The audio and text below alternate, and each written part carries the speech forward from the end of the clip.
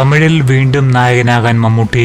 4 വർഷത്തെ ഇടവേളയ്ക്ക് ശേഷം മമ്മൂക്ക തമിഴ് സിനിമയിൽ നായകനായി അഭിനയിക്കുന്നുവെന്ന റിപ്പോർട്ടുകൾ. നിതിലൻ സ്വാമിനാഥൻ സംവിധാനം ചെയ്യുന്ന ചിത്രത്തിലാണ് നായകനായി മമ്മൂക്ക എത്തുന്നത്. മമ്മൂട്ടി കമ്പനിയുടെ ബാനറിൽ തന്നെയാകും നിർമ്മാണം. നല്ല ക്വാളിറ്റി സിനിമകൾ നിരന്തരമായി സമ്മാനിക്കുന്ന മമ്മൂട്ടി കമ്പനി ആദ്യമായാണ് തമിഴിൽ ഒരു ചിത്രം നിർമ്മിക്കുന്നത്. മമ്മൂക്കയും നിതിലൻ സ്വാമിനാഥനും ആദ്യമായി ഒരുമിക്കുന്ന ഈ സിനിമയുടെ ഷൂട്ടിംഗ് അടുത്ത വർഷം ആരംഭിക്കാനാണ് ആലോചന.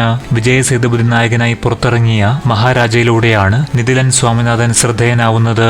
ഏറെ അഭിപ്രായങ്ങൾ നേടിയ ചിത്രം ബോക്സ് ഓഫീസിൽ ബ്ലോക്ക് ബസ്റ്റർ അടിച്ചിരുന്നു. 2017 കുരങ്ങ് ബൊമ്മൈ എന്ന സിനിമ സംവിധാനം ചെയ്താണ് നിതിലൻ സ്വാമിനാഥൻ വെള്ളിത്തിരയിലേക്ക് എത്തുന്നത്.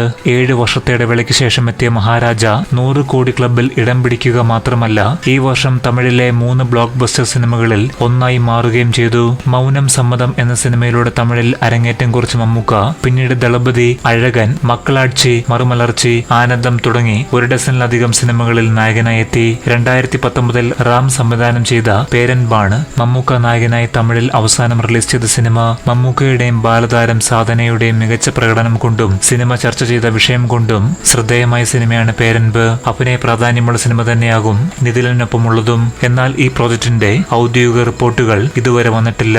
അതേസമയം നിരവധി പുതിയ സിനിമകളിൽ ഭാഗമായിരിക്കുന്ന മമ്മൂക്കയുടെ ഷൂട്ടിംഗ് പുരോഗമിക്കുന്ന ജിതിൻ കെ ജോസിന്റെ സിനിമയിൽ അടുത്ത ദിവസങ്ങളിൽ തന്നെ താരം ജോയിൻ ചെയ്യും. പുതിയ അപ്ഡേറ്റുകൾക്കായി കാത്തിരിക്കാം. പുതുപുത്തൻ സിനിമാ വാർത്തകൾക്കും മറ്റ് അറിവുകൾക്കുമായി ഞങ്ങളുടെ യൂട്യൂബ് ചാനൽ സബ്സ്ക്രൈബ് ചെയ്ത് ബെൽ ബട്ടൺ അമർത്തുക.